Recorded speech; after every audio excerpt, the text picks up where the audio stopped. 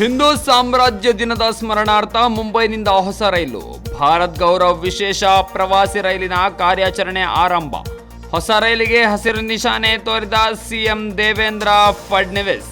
ಜ್ಯೇಷ್ಠ ಶುದ್ಧ ತ್ರಯೋದಶಿಯಾದ ಈ ದಿನ ಛತ್ರಪತಿ ಶಿವಾಜಿ ಮಹಾರಾಜರ 351ನೇ ಪಟ್ಟಾಭಿಷೇಕ ವಾರ್ಷಿಕೋತ್ಸವ ಮತ್ತು ಹಿಂದೂ ಸಾಮ್ರಾಜ್ಯ ದಿನದ ಸ್ಮರಣಾರ್ಥ ಸೋಮವಾರ ಮುಂಬೈನ ಛತ್ರಪತಿ ಮಹಾರಾಜ್ ಟರ್ಮಿನಲ್ನಿಂದ ಭಾರತ್ ಗೌರವ್ ವಿಶೇಷ ಪ್ರವಾಸಿ ರೈಲಿಗೆ ಮಹಾರಾಷ್ಟ್ರ ಮುಖ್ಯಮಂತ್ರಿ ದೇವೇಂದ್ರ ಫಡ್ನವೀಸ್ ಅವರು ಹಸಿರು ನಿಶಾನೆ ತೋರಿದರು.